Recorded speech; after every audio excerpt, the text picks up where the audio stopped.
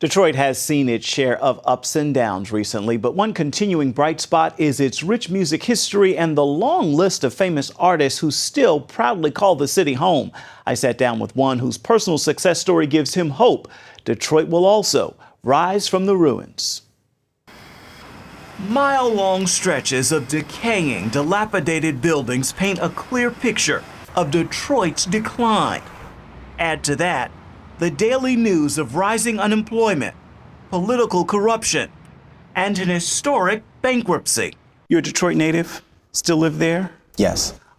How do you feel about what's happening all around you in that city? I mean, the headlines are usually not good. And Detroit has definitely had some difficult times. KEM is a Motown recording artist. The groundbreaking record label gave birth to Diana Ross and the Supremes, Stevie Wonder, the Jackson 5, and a long list of others whose sound made Detroit famous in the 1950s and 60s. Motown left the Motor City in the 70s, and since then, the exodus has only gotten worse. We get beat up in the media, quite a bit, but this is a great time for opportunity, in Detroit. The people are invested in the city. They just put a Whole Foods downtown. Whole Foods don't come to town unless there's anticipation of great things going on in the city. And I'm still there. There's lots of love there. And, I expect great things from the city of Detroit, and you should too.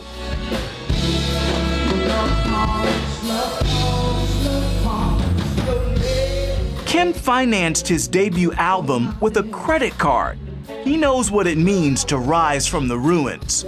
Growing up here in poverty, he became addicted to drugs after high school. I read that the last drink and the last time you took a drug was July 23rd, 1990. Yes, sir. So you've been sober more than 20 years. Right.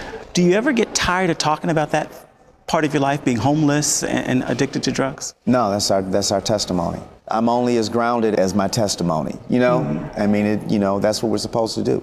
When God has done something great in your life, we're supposed to let our light shine and hopefully minister to somebody else who may be going through something, and also to remember where we came from.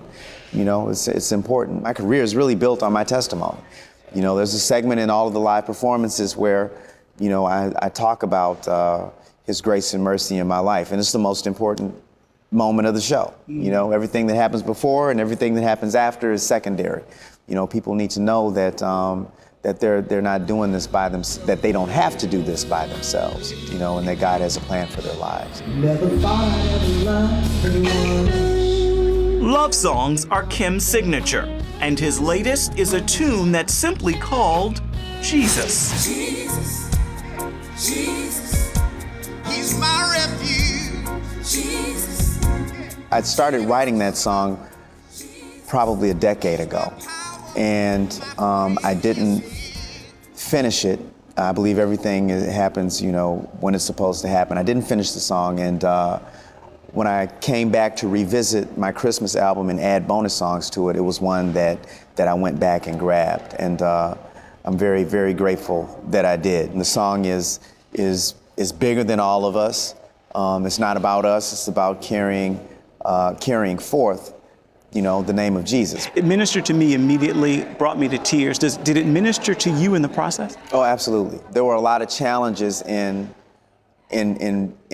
making the record. I had the record label on hold.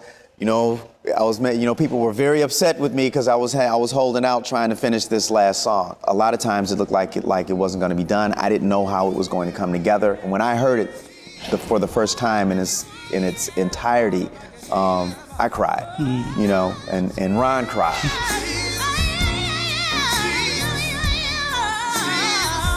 KEM calls the song timely for his city and his country, and he is happy the message of Jesus comes from him.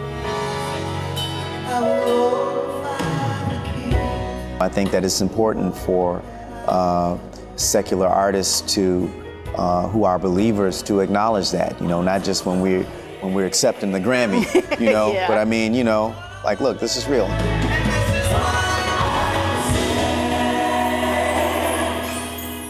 And right now, KEM is on his Passion for Love tour promoting his latest project, but Detroit is still indeed home base for him.